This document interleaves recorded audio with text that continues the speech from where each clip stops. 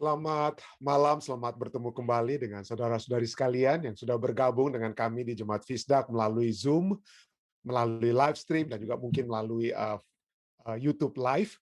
Kita bersuka cita, bersyukur kepada Tuhan atas kesempatan yang indah dapat kembali berbakti, mempelajari firman Tuhan, khususnya mempelajari pelajaran sekolah sahabat pada malam hari ini, Senin tanggal 5 April tahun 2021.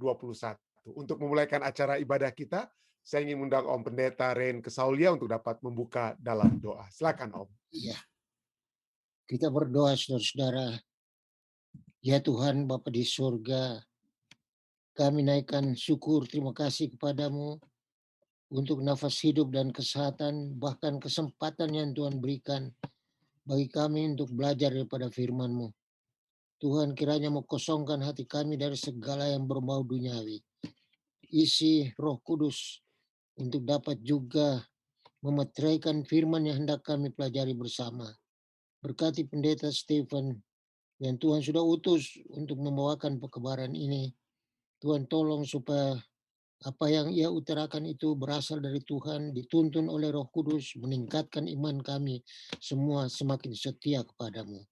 Terima kasih Tuhan, Engkau berkati juga seluruh warga atau anggota yang mengikuti di Zooming atau live streaming, menjaga semua peralatan yang digunakan, biarlah nama Tuhan saja yang dimuliakan. Kami sudah serahkan doa ini sambil mohon Tuhan mengampuni kami dari semua dosa dan pelanggaran. Karena kami sudah berdoa di dalam nama Yesus yang adalah Tuhan dan penebus kami. Amin. Terima kasih banyak Om, terima kasih Ya. banyak. Baik saudara sekalian, seperti biasa kita akan pertama-tama mempelajari pelajaran sekolah sahabat dengan membaca pelajaran sekolah sahabat kita, dan kemudian kita akan diskusikan, dan kemudian tentunya jika ada tambahan pertanyaan tentunya kita dapat bahas bersama-sama. Baik, saya ingin langsung saja saya akan membagikan pelajaran kita pada saat ini dengan judul pada malam hari ini adalah perjanjian dengan Nuh. Jadi sepanjang minggu atau pembahasan yang kedua ini kita akan membahas tentang perjanjian Allah, ya, perjanjian-perjanjian yang utama. Dan pada saat ini kita membahas perjanjian di mana kata berith, yang seperti kita ada bahas waktu lalu ya, pertama kali muncul ya. Jadi kata berith pertama kali muncul. Nah, mari kita lihat apakah perjanjian dengan Nuh tersebut. Pelajaran sekolah sahabat kita katakan dalam Kejadian 6 ayat 18 sana tertulis, tetapi dengan engkau aku, dengan engkau ya, dengan Nuh ya, dengan engkau aku akan mengadakan perjanjianku, berithku, dan engkau akan masuk ke dalam bahtera itu, engkau bersama-sama dengan anak-anakmu dan istrimu dan istri anak-anakmu. Kejadian 6 ayat 18. Dalam ayat di atas, kata perjanjian muncul untuk pertama kali dalam kitab suci, dan dalam konteks ini Allah berkata kepada Nuh tentang keputusannya untuk menghancurkan bumi ini karena dosa yang sudah sangat luas dan terus menyebar. Meskipun penghancuran ini akan datang dalam bentuk air bah yang meliputi seluruh bumi, Allah tidak merupakan dunia yang telah diciptakannya. Lebih lanjut, dia menawarkan hubungan perjanjian yang pertama kali bekerja setelah kejatuhan. Aku, Allah katakan ya, aku itu adalah Allah yang menawarkan perjanjian itu. Dia sendirilah dasar. Ini penting sekali, nanti kita akan lihat kenapa Allah itu menjadi dasar keamanan, keselamatan daripada Nuh.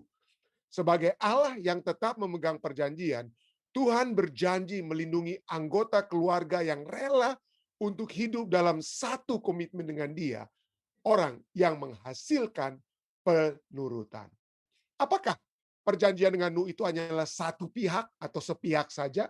Ingat bahwa sebuah perjanjian itu secara tidak langsung menyatakan lebih daripada satu pihak. Ada dua belah pihak ya. Tadi malam kita sudah pelajari kalau parity covenant adalah satu perjanjian yang sama derajatnya ya. Tetapi ada juga suzerainty covenant, perjanjian di mana yang satu lebih berkuasa, lebih statusnya lebih tinggi daripada yang lainnya ya. Jadi apakah ini perjanjian ini menyatakan apa ya? Sepihak ya. Nah, apakah Nuh sendiri, pelajaran sahabat kita katakan, apakah Nuh sendiri memiliki sesuatu yang harus dia pegang dalam persetujuan itu? Apakah ada yang diperintahkan kepada Nuh? Nah, pelajaran apakah yang tersedia bagi kita untuk menjawab pertanyaan-pertanyaan ini? Allah berkata kepada Nuh bahwa akan ada air bah dan dunia akan dihancurkan. Tetapi Allah membuat satu kesepakatan dengan dia, dengan Nuh, di mana Allah berjanji menyelamatkan Nuh dan keluarganya. Jadi, taruhannya sangat tinggi. Karena jika Allah yang tidak memegang janjinya, tidak menepati janjinya, maka tidak peduli apa yang Nuh lakukan, dia pasti telah dilenyapkan bersama-sama dengan seluruh dunia. Allah berkata bahwa ia akan membuat satu perjanjian dengan Nuh. Kata itu sendiri menggambarkan maksud untuk menghormati apa yang Anda ya, Anda katakan Anda akan lakukan. Dengan kata lain, itu Allah menghormati apa yang Dia katakan untuk Dia lakukan. Hal itu bukan sekedar pernyataan lelucon. Kata itu sendiri menyatakan komitmen pada saat Allah berkata, aku membuat perjanjian. Allah sedang membuat komitmen itu kepada Nuh ya. Sekiranya Tuhan berkata kepada Nuh, lihat, bumi ini akan berakhir dalam bentuk banjir yang sangat mengerikan dan aku dapat menyelamatkan engkau atau mungkin tidak menyelamatkan engkau. Jadi kerjakan ini dan itu dan kerjakan ini dan itu, kemudian kita akan lihat apa yang terjadi. Tetapi saya tidak menjamin. Nah, kalau itu yang terjadi, ya, maka pernyataan-pernyataan demikian sulit keluar bersama dengan kepastian dan janji yang terdapat dalam kata perjanjian itu sendiri. Jadi kalau saja Allah katakan apa? Ya mungkin kalau kamu bikin ini, kamu bikin itu, kamu kerjakan ini, ya mudah-mudahan saya akan apa? Saya akan lakukan sesuatu kepadamu. Itu yang seringkali kita lihat dalam suzerainty covenant. Tetapi ini perjanjian ini unik. Kenapa Allah yang katakan dan dia menjamin apa yang dia katakan itu akan terlaksana. Keselamatan kepada Nuh dan keluarga dan semua orang yang dapat mempercayai pekabaran daripada Nuh ya. Nah, mari kita baca terus ya. Pelajaran sekolah sahabat kita katakan, beberapa orang berkata bahwa banjir Nuh itu tidak meliputi seluruh dunia, tetapi hanyalah banjir lokal. Jika demikian, dalam konteks janji Allah dalam Kejadian 9 ayat 15, juga Yesaya 54 ayat 9, setiap kali ada banjir lokal pada saat ini ya, dan kelihatan itu selalu kita lihat ada selalu janji banjir lokal ya, maka janji dalam perjanjian Allah itu rusak. Allah sudah katakan tidak ada apa ya, tidak ada air bah lagi. Dan kalau kita berpikir air bah itu hanya lokal, maka Allah itu sudah berbohong ya. Kalau sampai, jadi tapi yang Allah janjikan itu bukan banjir lokal. Allah janjikan itu banjir menyelimuti apa? Seluruh dunia. Sahabat saya, saudari Grace Lumowa dari Indonesia, hari Sabtu yang atau Sabat lalu mengirimkan satu link, ya ada satu pembahasan yang begitu bagus sekali bahwa apa yang terjadi di dalam dunia saat ini, kita lihat dengan adanya Grand Canyon dan lain sebagainya, itu terjadi oleh sebab adanya apa? Banjir yang universal. Banjir yang menyeluruh, bukan hanya di Timur Tengah. Nuh pada saat itu berada di Timur Tengah ya. Tetapi apa yang terjadi di Grand Canyon dengan lapisan-lapisan tanah yang ada di Grand Canyon, itu terjadi oleh sebab adanya banjir yang menyeluruh, yang kalau bisa kita hubungkan itu hanya dapat terjadi pada saat air bah yang terjadi di zaman daripada Nuh.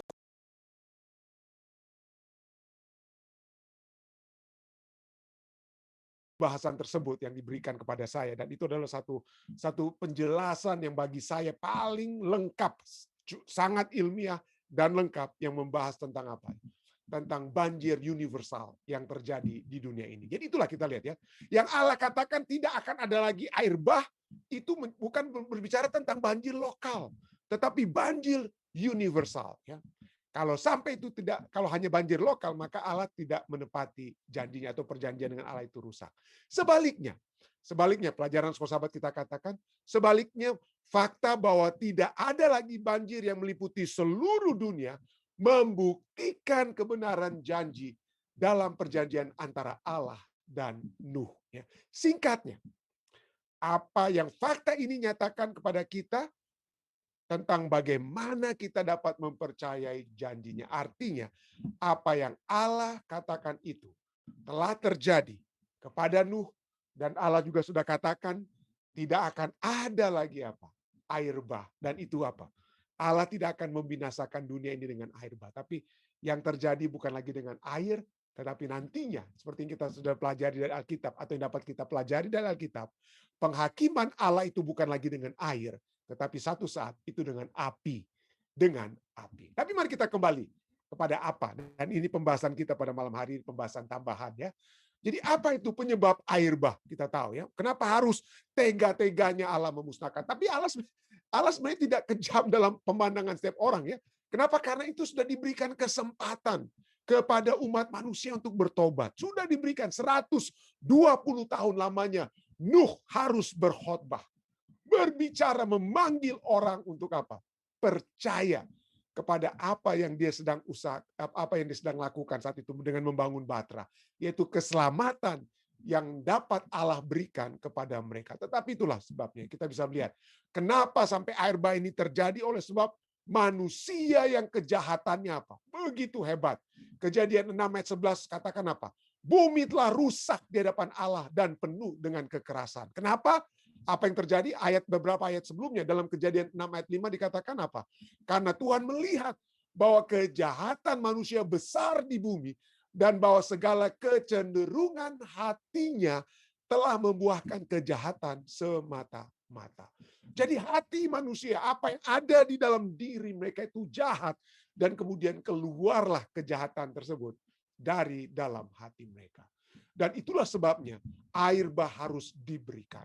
Banyak orang pada saat kita berbicara tentang air bah, kita pikir, waduh itu enak sekali ya. Nuh sepertinya dengan keluarganya sedang berada dalam vacation, ya sedang vakansi, sedang berlibur di dalam bahtera, ya diombang-ambingkan dengan apa? Dengan sudah enak-enak saja, seperti adalah ambil apa ya? Pakai kapal pesiar, lagi cruise ya sepertinya. Tapi Anda tahu di dalam bahtera itu dengan begitu banyak hewan. Ya, kalau Anda seperti ada di kebun binatang, tinggal di tengah-tengah kebun binatang ya dengan kotoran dan lain sebagainya, Anda tidak sedang berapa ya? Tidak sedang bervakansi, tidak sedang berlibur ya di kapal pesiar yang enak seperti yang kita bayangkan saat ini ya. Cruise yang ada di dunia pada saat ini. Di dalam mungkin tidak mengenakan, apalagi di luar. Ya. Apalagi pada saat mungkin Nuh mungkin dapat membayangkan apa yang terjadi di luar dengan orang-orang yang menggedor pintu bahtera tersebut. Tapi pintu tersebut telah ditutup, bukan dengan tangan Nuh ya. Tuhan yang tutup pintu bahtera tersebut yang begitu besar. Tidak ada engsel untuk buka tutup. Tidak ada apa yang dapat dilakukan oleh Nuh dari dalam untuk membuka pintu bahtera. Dan apa yang terjadi di luar? Ada seorang seniman dari Spanyol yang bernama Gustave Doré. Bukan dari Spanyol, dari Prancis, Gustave Doré. Dia membuat lukisan The Deluge ya, tentang air bah, mengerikan sekali. Dikatakan inilah mungkin di puncak gunung yang tertinggi, dan kata di batu yang terakhir sebelum air menutupi. Di atas batu tersebut ada seekor apa? Ada seekor harimau dengan anaknya di mulut daripada harimau. Tetapi ada seorang ayah dan ibu. Seorang ayah dan ibu sudah 3 anak mereka sudah taruh di atas batu tersebut. Dan sekarang anak yang terakhir mereka sedang usahakan untuk apa? Untuk dapat berada di atas batu dan mayat bergelimangan di kiri dan di kanan mereka. Itu satu gambaran yang tidak sangat mengenakkan apa yang terjadi di luar daripada bahtera itu. Tetapi itu harus terjadi. Kenapa? Karena hati manusia yang begitu apa? Jahat. Dan kasih karunia Allah, artinya kesabaran, bukan kasih karunia Allah ya. Tapi kesabaran Allah itu harus apa? Harus sampai pada akhirnya. Kenapa? Karena dosa itu sudah mencapai leher Allah, dengan kata lain. Tetapi seperti pelajaran kita katakan, Allah tidak menyerah. Tetap dia mengusahakan agar tujuan-tujuan keselamatan itu dapat diberikan. Dan itulah sebabnya Allah memberikan apa? Memberikan perjanjian kepada Nuh. Ya, perjanjian kepada Nuh. Nah, nanti kita akan jawab ya. Apakah dengan adanya air bah ini berakhir dosa manusia itu? Ya. Apakah dengan adanya air bah ini dosa berakhir? Kita sudah pelajari bahwa perjanjian itu bukan hanya dibuat dengan Nuh. Kenapa? Karena manusia itu selalu apa? Orang Manado bilang atau kelabur terus, selalu apa ya? Kebal, keras kepala, dan perjanjian itu harus terus menerus Allah buat. Kenapa? Karena masalahnya itu bukan apa di luar, tapi masih di dalam diri manusia. Oleh sebab dosa yang tadinya ada di luar, tetapi pada saat buah pengetahuan baik dan jahat itu dimakan, maka dosa itu sudah bertakhta di dalam hati manusia. Bukan lagi dicantol di buah dari pohon pengetahuan baik dan jahat, tapi sudah masuk ke dalam hati. Kejadian 6 ayat 5 katakan, dilihat Tuhan bahwa kejahatan manusia besar di bumi, dan bahwa segala kecenderungan hatinya selalu membuahkan kejahatan semata-mata. Itu bahasa Indonesia. Bahasa Inggris katakan apa?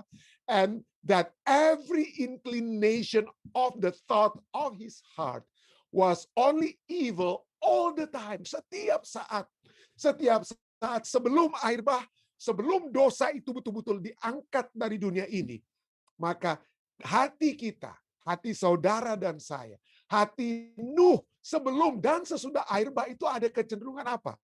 Ada kecenderungan dosanya. Ada, kita harus akui. Ya, setelah kita beribadah saat ini sekalipun, setan dapat terus akan mengganggu kita. Sehingga keinginan dosa itu dapat kembali apa? Menjadi apa? Menjadi bagian kita. Itulah sebabnya kita perlu selalu dekat dengan Tuhan. Kita perlu selalu berserah kepada Tuhan. Kita perlu selalu beribadah kepada Tuhan. Kenapa? Karena kecenderungan hati kita itu, bahasa Inggris katakan apa? Jahat all the time. Setiap waktu. Ya, sampai nanti dosa harus berakhir. Kalau dosa itu belum dihapuskan, maka kecenderungan hati saudara dan saya akan selalu jahat all the time. Dan kita lihat, sesudah air bah, Tuhan sudah katakan ya kepada Nuh juga ya. Kejadian 8 ayat 21 itu sesudah air bah, berfirmanlah Tuhan dalam hatinya, aku takkan mengutuk bumi ini lagi karena manusia. Sekalipun yang ditimbulkan hatinya adalah jahat dari sejak kecilnya. Sekalipun Tuhan sudah tahu, setelah air bah sekalipun, ya apa yang jahat itu dari hati manusia itu akan keluar sejak apa? Sejak kecilnya. From childhood. Dan Nuh sendiri pun setelah dia keluar dari bahtera pun dia tanam buah dan mabuk dan lain sebagainya dan menimbulkan dosa di dalam keluarganya. Jadi sebelum dan sesudah air bah, dosa itu tetap ada. Karena itulah kondisi hati manusia. Tetapi itulah Tuhan Maha Baik. Dia selalu mengadakan perjanjian. Dia selalu mengajak saudara dan saya, mari kita perbaharui. Kita perbaharui. Itulah sebabnya Sabat depan Jemaat Fisda kita akan mengadakan perjamuan yang kudus ya. Disitulah kita memperbaharui kembali perjanjian kita dengan Tuhan. Ya, di dalam acara perjanjian kudus tersebut ya. Perjamuan kudus tersebut. Itulah perjanjian kudus kita. Perjamuan kudus adalah perjanjian kudus kita dengan Tuhan. Dan inilah perjanjian dengan Tuhan ini sudah diberikan ya. Aku akan mendatangkan air bah meliputi bumi untuk memusnahkan segala yang hidup dan bernyawa di kolong langit. Segala yang ada di bumi akan mati binasa. Tetapi ayat 18. Tetapi dengan engkau, aku akan mengadakan perjanjianku, berifku, dan engkau akan masuk ke dalam bahtera itu. Engkau bersama-sama anak-anakmu dan istrimu, dan istri anak-anakmu. Kenapa Nuh ini? Karena dia itu tidak berdosa, karena dia tidak akan berdosa, karena dia tidak pernah berdosa. Tidak ya. Dikatakan Nuh mendapat kasih karunia di mata Tuhan. Kejadian 6 ayat 8.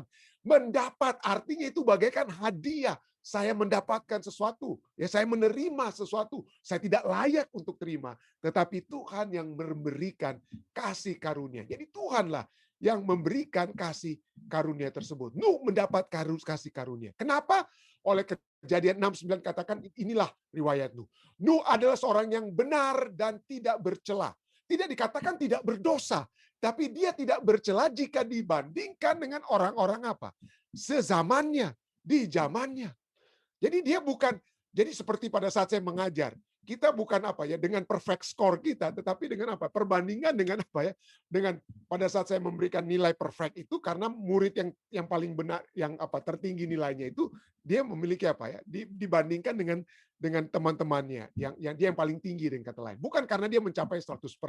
Jadi kadang-kadang penilaian seorang dosen itu seperti itu juga lah kurang lebih ya. Kurang lebih demikian. Dia tidak bercela di antara orang-orang sezamannya, dan Nuh itu hidup bergaul dengan Allah. Bahasa Inggrisnya, Alkitab bahasa Inggris katakan, Noah walk with God. Ya, bergaul dengan Allah. Apa artinya?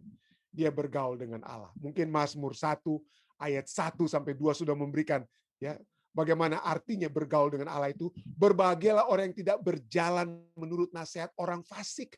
Jadi dia berjalan, walaupun mungkin dia jatuh bangun, tapi dia masih berusaha untuk menurut. Saya ulangi, dia berusaha untuk menuruti nasihat orang yang bukan fasik, tapi menurut nasihat Tuhan. Ya itulah dia yang berjalan. Ya. Orang yang tidak berjalan menurut nasihat orang fasik, yang tidak berdiri di jalan orang berdosa, dan yang tidak duduk dalam kumpulan pencemooh, tetapi yang kesukaannya ialah Taurat Tuhan, yang merenungkan Taurat itu siang dan malam. Disinilah artinya Nuh mencondongkan hatinya kepada Tuhan. Walaupun dia tidak sempurna, walaupun dia tidak pernah, apa artinya dia tidak pernah tidak berdosa, artinya dia juga manusia yang berdosa. Tetapi dia selalu berusaha untuk bersama-sama dengan Tuhan. Untuk bersama-sama. Kerinduannya untuk bersama. Walaupun dia harus bersama-sama dengan orang yang berdosa, ya kadang-kadang harus bersama dengan pencomot, tapi dia ingin mengarahkan pandangan dan kehidupannya kepada Tuhan. Sehingga tidak heran. Ibrani 11 ayat 7 katakan apa? Karena iman, maka Nuh dengan petunjuk Allah tentang sesuatu yang belum kelihatan, dengan taat dia mempersiapkan bahtera. Dia apa? Dia menurut nasihat Tuhan. Walaupun itu mungkin suatu hal yang dianggap mustahil untuk hujan karena belum pernah ada hujan. Harus membangun bahtera 120-an tahun dia bangun. Tetapi dia turut. Dicemooh, dia turut. Dia tetap apa? Walaupun dia mungkin ada keraguan-raguan, tapi dia tetap berjalan. Ya. Dia tetap berjalan di tengah-tengah. Ya. Dan inilah ya, kita bisa melihat bagaimana Tuhan ya menyelamatkan Nuh dan keluarga. Dan boleh saya tekankan, Tuhan saja yang menyelamatkan. Tidak ada bahagian Nuh dalam keselamatan tersebut. Nah, kenapa? Kenapa saya tekankan hal ini? Kenapa? Karena kita baca ya dalam Kejadian 6 ayat 14, Allah perintahkan kepada Nuh, buatlah bagimu sebuah bahtera. Sebuah bahtera dari kayu gofir. Bahtera itu harus kau buat berpetak-petak. Ya, make rooms in it. Jadi petak-petaknya itu di dalam bahtera tersebut. Tapi juga bisa melihat dari luar juga mungkin bisa juga petak-petak ya dengan kata lain ya. Bahtera itu harus kau buat berpetak-petak dan harus kau tutup dengan pakal ya. And coat it. Jadi harus apa? Dengan pakal ya dari luar dan dari dalam supaya air jangan masuk. Ya, jadi kau tutup dengan pakal, dengan apa ya, pembalutnya lah dengan kata lain ya, dengan semennya ya, atau dengan bukan semen, tapi ini dari ter atau apalah ya, supaya air tidak masuk di dalam kayu yang membentuk bahtera tersebut. Nah, mungkin ini yang kita pikirkan ya, kita seringkali menggambarkan tentang bahtera itu bagaikan kapal yang besar ya, ada dia punya apa ya, ada pemecah air di depannya, ada di belakangnya mungkin ada apa namanya rudder itu adalah yang mengarahkan ke kiri dan kanan. Dan inilah yang kita lihat. Saya dengan Jemaat Fisdak pernah pergi ke tempat di Kentucky ya, Bahtera Nuh, dan seakan-akan bahtera itu adalah seperti kapal yang besar yang ada jurumudi yang apa? Yang mengatur, karena di belakangnya itu ada dia punya apa? Rudder itu apa sepertinya? Yang mengatur mau ke kiri, ke kanan, kalau ada kemudinya, dan di belakang itu yang seperti apa ya? Sayapnya bukan sayap apa ya? Rudder tersebut yang mengatur. Tapi coba kita lihat, ya, kapal ini tidak perlu kapten untuk mengemudi, tidak perlu jurumudi. Kenapa? Karena kalau kita lihat ya, kata bahtera di dalam Alkitab aslinya itu adalah tebah, ya, hatebah atau the ark, ya, the ark atau the ark artinya bahtera, tebah. Kata tebah itu adalah artinya bukan kapal. Ya, bukan kapal, tapi itu adalah box, kotak atau chest. Chest itu adalah peti. Jadi di dalam Alkitab tidak berbicara tentang kapal yang besar. Tidak. Nah, kalau kita lihat kata tebah ini, kata bahtera, itu juga muncul di dalam kitab Keluaran. Keluaran 2 ayat 3. Di sana dikatakan apa? Tetapi ia tidak dapat menyembunyikan lebih lama. Tetapi ia tidak dapat menyembunyikannya lebih lama lagi. Ibu daripada Musa tidak dapat menyembunyikan Musa lagi karena dia sering menangis dan kedengaran di luar bahaya, karena kalau orang-orang di Mesir mengetahui bahwa Musa itu bayi laki-laki dilahirkan, maka dia akan dihukum mati, akan dibunuh. Oleh sebab itu apa yang dilakukan oleh ibu daripada Musa, maka dikatakan ia tidak dapat menyembunyikan lebih lama lagi, sebab itu diambilnya sebuah peti pandan, sebuah tebah. Kata Ibrani yang sama digunakan. Tidak heran banyak Alkitab bahasa Inggris menuliskan Keluaran 2 ayat 3 ini dengan kata apa? Bahtera. Sebab itu diambilnya sebuah bahtera pandan. Ya. Jadi baik bahtera Nuh dan juga bahtera daripada Musa yang kecil untuk menyembunyikan Musa itu berasal dari kata yang sama, yaitu kata tebah atau box. Lalu apa yang terjadi? Dipakalnya. Jadi box itu sama seperti bahtera Nuh, dipakal, dilapisi, dipakalnya dengan gala-gala dan ter, ya, dengan gala-gala dan ter, lalu diletakkannya bayi itu di dalamnya dan ditaruhnya peti itu, bahtera itu di tengah-tengah teberau di tepi sungai Nil.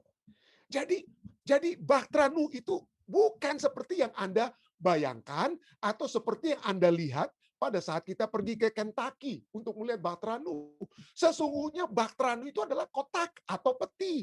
Ya, seperti peti daripada Nuh, itu juga kotak atau peti daripada bahtera di mana Nuh dan keluarganya dan hewan-hewan itu ada di dalamnya. Apa signifikansi bahwa bakteranya Nuh itu adalah kotak? Artinya bahwa juru mudi yang mengemudikan, yang mengatur arah daripada kotak, daripada peti, daripada bahtera ini bukan Nuh. Nuh tidak ada andil di dalam keselamatan Nuh dan keluarganya. Yang akan mengatur arah dan kemana kotak itu akan pergi, kemana dia akan pergi berlabuh dan lain sebagainya. Keselamatan kotak tersebut bukan di tangan Nuh yang mengemudikan bahtera tersebut, tetapi Allah. Jadi Allah saja, saudara-saudara, hanya Allah sajalah yang menyelamatkan. Tidak ada andil Nuh untuk mengatur kemana arah bahtera tersebut. Hanya Allah yang mengatur. Dan inilah Allah kita. Ya. Tidak ada andil kita selain kita apa? Menerima tentunya. Menerima kasih karunia-Nya. Ya. Menerima perjanjiannya.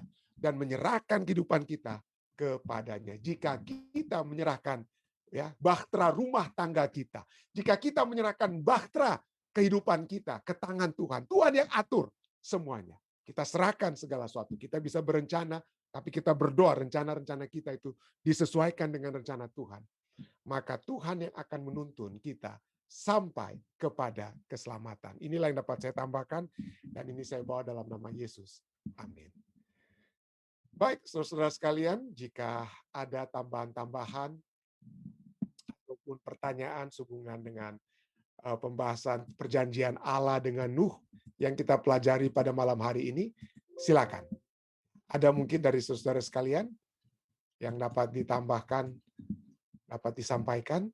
Ini mungkin saya pernah khotbahkan ya di Jemaat Fisdak juga. Saya pernah khotbahkan dan juga mungkin ya berapa bulan lalu ya. Jadi mudah-mudahan hanya kita refresh ya pembahasan kita khususnya mengenai Nuh ini.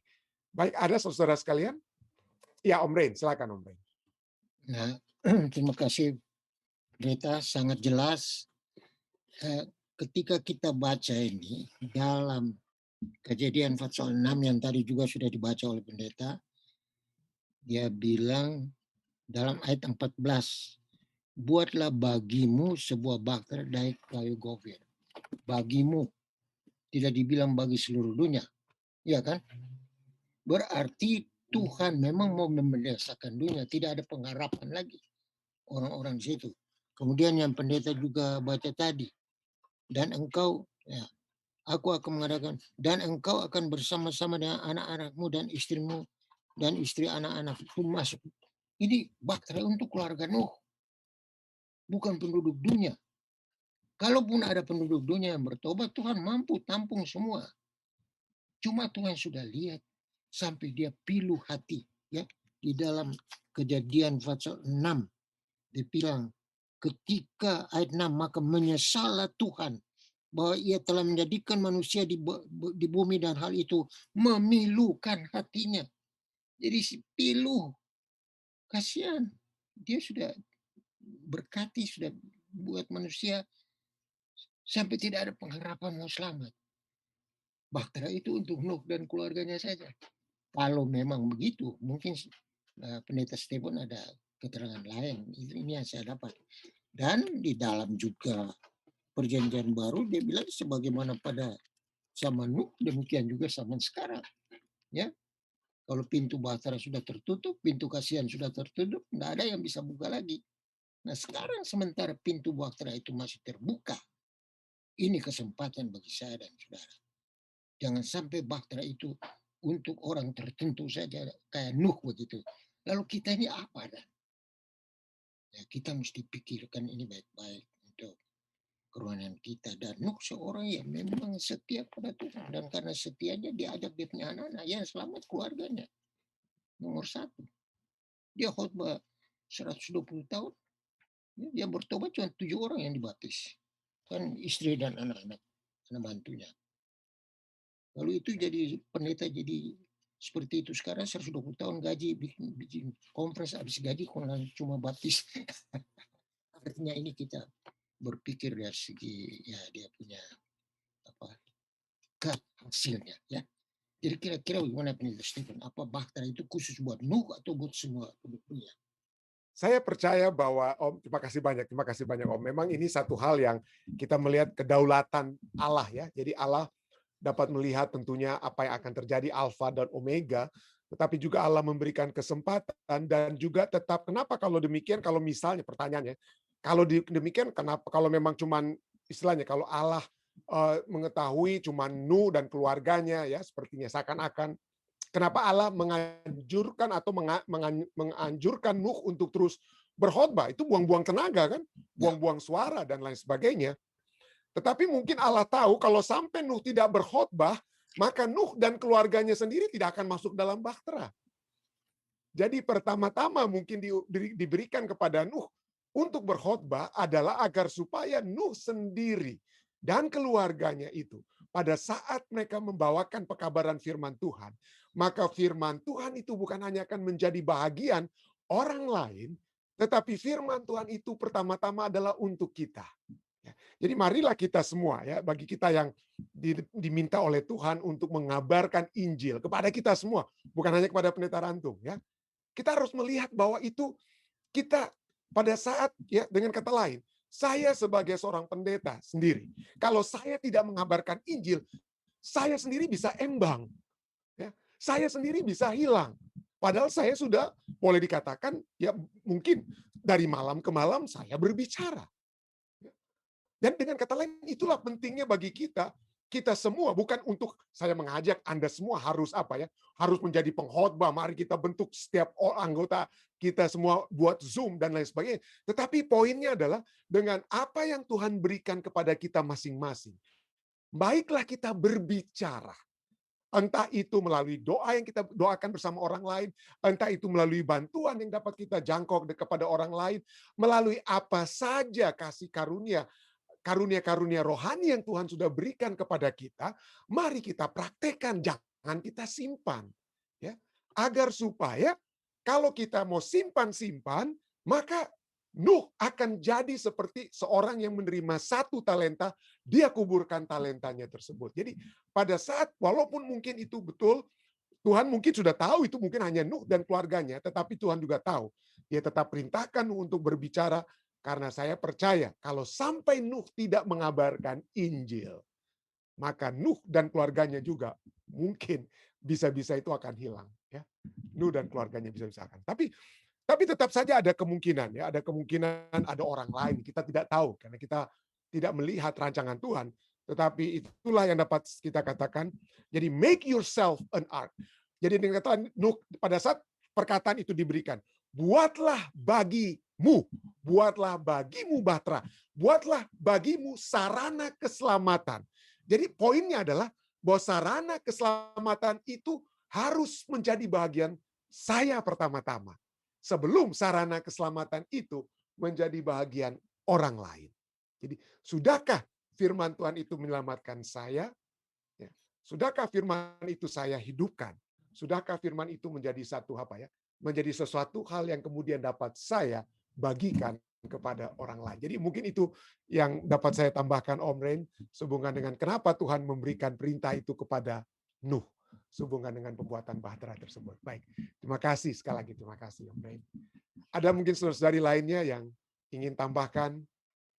Saya melihat di Zoom ada ya saudara-saudari yang baru bergabung mungkin pertama kali di Zoom, yang sudah sering bergabung mungkin di live stream, sudah seperti Ibu Wisya ya, Ibu Wisya Ratulangi, selamat bergabung. Iya. Ya. Mau tanya boleh, Pendeta? Silakan, silakan. Apakah masuk surga? Maaf Pendeta, saya lagi sakit jadi lagi tidur agak kadang-kala saya stroke Pendeta. Oh, oke. Apakah masuk surga itu diharuskan kita menginjil atau menarik jiwa? Karena saya pernah dengar beberapa hamba Tuhan bilang, kita harus tarik jiwa baru bisa masuk surga. Apakah itu benar, Pendeta? Walaupun kita tetap setia. Jadi poinnya adalah apa artinya dari menarik jiwa? Ya. Apa artinya kita harus menarik jiwa? Tentu saja kita diperintahkan untuk ya ada perintah agung Tuhan ya yang diberikan kepada kita semua. Kita untuk menjadi saksi Tuhan. Mulai dari mana? Mulai dari Yerusalem, Yudea, Samaria dan sampai ke ujung bumi. Lalu kepada kita juga diberikan pergilah dan jadikanlah semua bangsa apa? Muridku. Itu adalah perintah agung. Itu diberikan kepada kita semua. Tetapi seringkali konsep dikatakan menarik jiwa itu seakan-akan adalah bahwa Anda harus membawa orang yang harus apa ya? Dibaptiskan. Jadi dengan kata lain, apakah kita yang harus membaptiskan orang atau kita dapat menjadi sarana di mana kita membawa orang untuk apa? Datang kepada Yesus. Dan kalau kita melihat bagaimana menarik jiwa itu adalah bisa saja seperti Kapten Naaman. Ada seorang gadis Yahudi yang bekerja di rumahnya yang menunjukkan jalan kepada kesembuhan dan keselamatan yang dapat dimiliki oleh Kapten Naaman, maka saya percaya ya, yang tinggal dan bekerja tetapi menunjukkan imannya sehingga dengan apa yang dia tunjukkan kesetiaan imannya itu kepada orang lain itu dapat menjadi satu kesaksian yang membawa orang akhirnya apa? Datang kepada Kristus ya. Dan itulah bagi saya percaya itu adalah kita sudah apa? Menarik jiwa. Ya, tentunya kita tidak semua orang menjadi pengajar seperti saya. Tidak semua orang harus berkhotbah. Ya, tidak semua orang. Talenta-talenta yang Tuhan berikan itu berbeda-beda kepada kita. Tetapi yang pasti setiap kita diperlengkapi dengan karunia-karunia roh. Pertanyaannya, sudahkah kita mengetahui apa karunia roh kita? Kalau kita sudah mengetahui, ada inventorinya atau hal yang dapat kita lakukan. Yang berikutnya, sudahkah kita menggunakan dan melipat gandakan karunia-karunia roh kita, sehingga kita membawa orang melihat Kristus di dalam kita. Dan kalau kita sudah menggunakan karunia roh Tuhan tersebut, disitulah kita sudah menjadi apa? Penarik-penarik jiwa. Inilah yang dapat saya bagikan. Jadi Ibu Wisya ya, Ibu Wisya, walaupun dalam keadaan mungkin seperti Ibu katakan, Ibu dalam keadaan stroke. Tetapi tangan ini masih bisa apa? Bekerja untuk apa? Mungkin menghubungi sahabat, messenger atau apa, masih bisa berbicara, berkhotbah, masih bisa memberikan kekuatan kepada keluarga, masih bisa membagikan kalau ada yang berduka, berikan kekuatan. Dan mungkin dengan kesaksian pribadi, walaupun Ibu kena stroke, tetapi Tuhan masih bisa memberikan damai kepada saya dalam keadaan stroke sekalipun. Itu dapat menjadi satu kesaksian kepada orang lain dan membawa mereka bagaimana mungkin. Orang lain kalau kena stroke, stres mereka.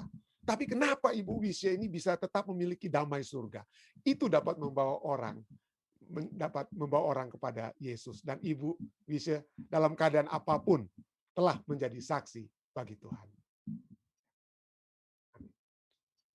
Baik, terima kasih. Ada lagi saudari lainnya? Terima kasih Ibu Wisya ya. Ada lagi mungkin saudara-saudari lainnya yang ada di Zoom yang bisa saya lihat? Kalau tidak ada, mungkin orang tua saya? Ada, Papi mungkin tidak ada? Ya. Atau mungkin dari Jerman, Tante Jamie, jika ada tambahan, Tante, silakan. Jika ada. Ya. Ada tambahan, Papi mungkin? Jika ada. Bagus, sudah bagus. Puji Tuhan. Ya. Jika tidak ada, Dek, bagaimana melalui live stream, Dek?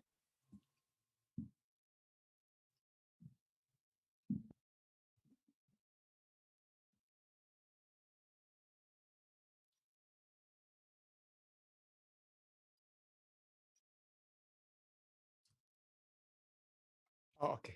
Ya, terima kasih sekali lagi. Terima kasih Ibu Pendeta yang kembali terus bergabung dengan kami ya. Ibu Pendeta Makpal Maramis ya. Baik, terima kasih Saudara. Kita akan masuk kepada bagian yang kedua, yaitu acara doa kita. Dan mari kita ada kesaksian-kesaksian ataupun hal lain dapat kita doakan, silakan pada saat ini. Saya akan ingin berdoa secara khusus juga buat Ibu Wisya ya, Ibu Wisya Ratulangi ya. Saya akan doakan juga pada malam hari ini secara khusus ya.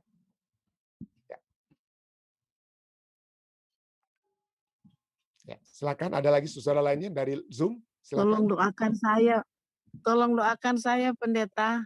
Ya, saya akan doakan secara khusus, Ibu Wisya. Baik, ada lagi saudara lainnya yang ada di live stream di Zoom? Jika tidak ada, bagaimana yang dari live stream, Dek? Silakan, Dek. Ada beberapa ini yang dari live stream, Pendeta. Untuk yang silent request akan saya berikan kepada tim doa dan akan didoakan setiap harinya. Di sini juga ada beberapa permintaan doa dari saudara-saudara kita yang sakit. Yang pertama dari Ibu Erna, katanya adiknya akan kemo besok, jadi tolong didoakan, Pendeta. Oke. Kemo dan transfusi darah Bapak Joni. Lalu dari keluarga Evi Angelo, katanya tolong doakan teman dari kakak sepupunya namanya Mike Risa Kota yang lagi sakit di Tomohon. Oke. Dan juga dari Ibu Pendeta Vera Maramis, tolong doakan saudara Nonta yang masih sakit di Tahuna, Sanger. Oke. Saudara Nonta ya? Iya. Saudara Nonta, oke. Baik, jika tidak ada lagi, ya. Jika tidak ada lagi, mari kita bersatu di dalam doa. Bapa yang penuh kasih dalam takhta kerajaan surga, kami bersyukur Tuhan pada malam hari ini kami dapat melihat bagaimana kasih setiamu yang sudah menjadi bagian kami semua. Engkau sudah kumpulkan kami malam hari waktu Amerika, pagi hari waktu Indonesia, tengah malam waktu Jerman, karena Tante Jamie yang bersama-sama dengan kami, dan juga saudara-saudara kami lainnya dari California, seperti Saudari Lucy, Tante Yulin yang juga sudah berbakti bersama-sama. Kami bersyukur Tuhan, karena pada saat ini kami tetap dapat memperoleh kekuatan dari surga yang telah dan akan terus menjadi bagian kami. Kami dapat melihat bagaimana pengharapan, oleh sebab pengharapan tersebut adalah salah satu yang Engkau sudah berikan kepada kami semua. Sehingga dalam menghadapi masalah-masalah, tantangan-tantangan kehidupan seperti penyakit, maka kami tetap dapat memperoleh kekuatan yang kami peroleh dari firman-Mu Tuhan. Pada saat kami bergaul dengan Engkau, berjalan dengan Engkau seperti Nuh Tuhan. Kami tidak sempurna, seperti Nuh tidak sempurna. Tetapi di dalam pergaulan kami dengan Engkau, pada saat kami mempelajari firman-Mu, pada saat kami merenungkan firman-Mu, maka kami dapat memperoleh kekuatan dari surga. Kami berdoa Tuhan, kiranya kekuatan ini akan selalu menjadi bagian kehidupan kami. Membawa kami untuk tetap setia, tetap bermiliki pengharapan. Karena janji yang Engkau sudah berikan, Engkau sudah berikan pertama-tama seperti kami sudah pelajari tadi malam kepada Adam dan Hawa, dan pada malam hari ini kepada Nuh. Maka janji tersebut Engkau berikan. Engkau yang akan menepatinya, dan keselamatan tersebut Engkau yang akan melakukannya bagi kami semua. Kami bersyukur Tuhan karena kami dapat bersama-sama mendengar, mempelajari, dan merenungkan firman-Mu. Kami ingin bersyukur karena Ibu Wisya sudah bergabung bersama-sama dengan kami. Tadi dia sudah menyatakan, memberikan kesaksian bagaimana dia mengalami stroke di waktu yang lalu. Tapi Tuhan, kami berdoa kiranya dengan kuasa yang Engkau dapat berikan, kemurahan yang surga dapat berikan, jika Tuhan berkehendak bahwa beliau dapat memiliki kekuatan seperti semula, maka tentunya tidak ada yang mustahil, Tuhan. Tidak ada mustahil jika itulah kehendak-Mu yang dapat terjadi dalam kehidupannya. Jika itu adalah rancangan-Mu yang dapat terjadi kepada Ibu Wisya, maka tidak ada yang akan menghalangi beliau untuk memiliki kesehatan yang sempurna. Tetapi yang pasti, Tuhan, tidak ada yang akan mengambil daripadanya keselamatan untuk hidup kekal bersama-sama dengan Engkau pada saat dia mengasihi Engkau, menerima kasih karunia yang Engkau sudah berikan, sehingga dia memiliki satu pengharapan pada saat ini, walaupun mungkin ada masalah stroke dan kami semua mengalami mungkin masalah-masalah penyakit apapun, tetapi pada saat Engkau datang di kali yang kedua, Tuhan, maka tubuh yang fana ini akan diubahkan. Tubuh yang memiliki begitu banyak penyakit ini akan diubahkan. Kami akan bersama-sama dengan Engkau dalam tubuh yang sempurna, dalam kesempurnaan kehidupan, bersama-sama untuk masa kekekalan. Dan pada saat itu Tuhan, kami akan memandang kehidupan kami di dalam dunia ini, maka kami akan melihat 70 tahun, 80 tahun, 90 tahun yang mungkin penuh dengan penderitaan sekalipun, itu tidak ada bandingannya. Tidak akan ada bandingannya dengan satu kehidupan yang kekal bersama-sama dengan Engkau. Itulah tujuan kami, Tuhan. Kami ingin Tuhan, jika sisa kehidupan kami ini kami memiliki kesehatan yang sempurna dari Engkau, jika Engkau dengan kemurahan-Mu Engkau berikan untuk kami dapat gunakan untuk memuliakan Engkau, Tuhan, berikanlah itu kepada kami. Bukan hanya kepada Ibu Wisya, tapi juga kepada semua saudara-saudari kami dengan masalah-masalah kesehatan mereka. Kepada ayah hamba-Mu Tuhan, papi dan mami dalam masa tua mereka dengan masalah-masalah kesehatan mereka. Bagi Tante Evelyn dan Om Rain juga dengan masalah-masalah kesehatan mereka. Maka kami tetap dapat memiliki kekuatan yang Tuhan berikan, sehingga di dalam dunia ini kami dapat memiliki kesempatan dengan tubuh yang sehat menjadi saksi Tuhan. Kami juga berdoa terus bagi saudara Joni Kaawan, Tuhan.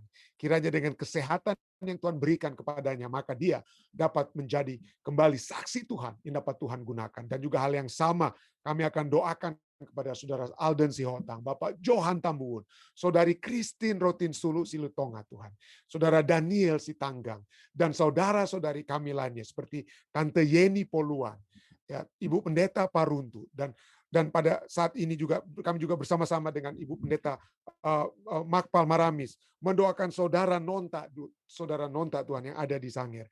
Kami berdoa jika Tuhan berkehendak, tentunya masalah-masalah kesehatan ini dapat ditangani, dapat ditanggulangi, sehingga mereka dapat menggunakan ini menjadi satu kesaksian untuk memuji, memuliakan nama-Mu Tuhan. Kami berdoa Tuhan, jika itu tentunya terjadi, maka itu hanya terjadi untuk kemuliaan dan hanya kemuliaan-Mu saja Tuhan. Kami juga berdoa bagi saudara Ronald Walean, kiranya dengan masalah stroke yang juga dialami, jika Tuhan berkemurahan, tentunya kesembuhan yang pasti dapat menjadi bahagiannya.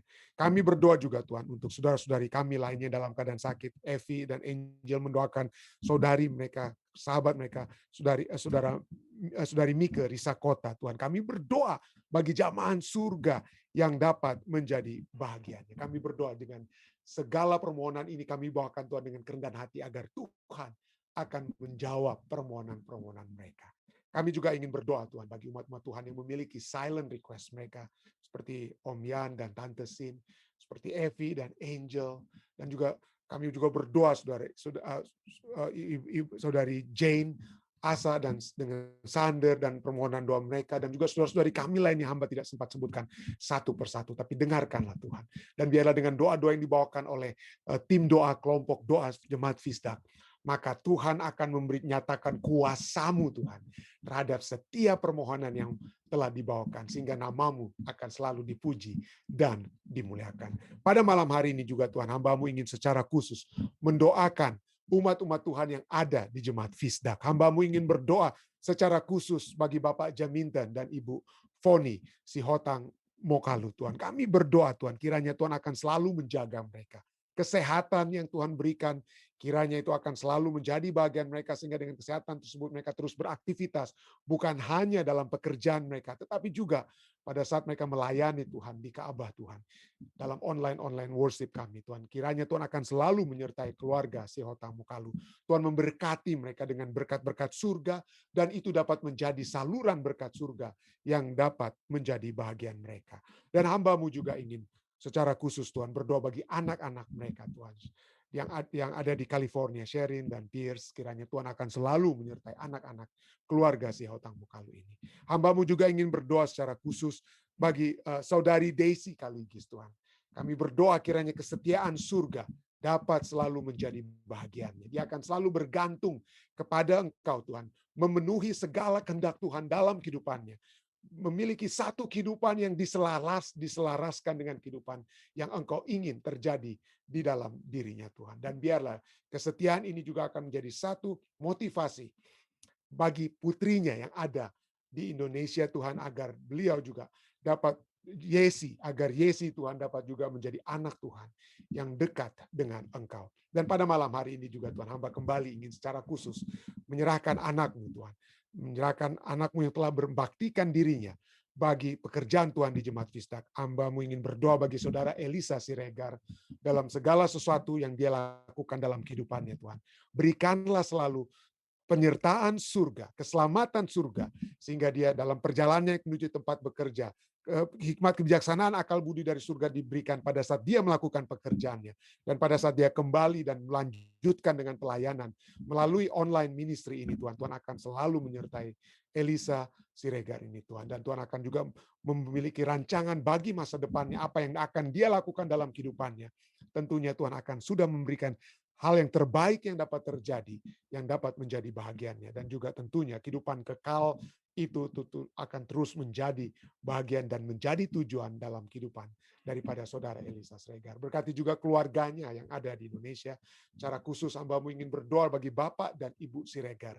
Kiranya penyertaan surga akan selalu menjadi bahagiannya. Terima kasih Tuhan, Engkau sudah mendengar doa kami. Berkatilah seluruh umat-umat Tuhan yang sudah berbakti melalui Zoom saat ini. Hamba tidak bisa sempat sebutkan lagi satu demi satu, tapi Tuhan mengetahui mereka. Tuhan mengetahui kebutuhan-kebutuhan mereka. Tuhan mengetahui kebutuhan dan kerinduan hati mereka. Dan kiranya Tuhan akan memenuhi sesuai dengan kehendak-Mu Tuhan. Juga mereka yang berbakti melalui live stream dan juga YouTube Live.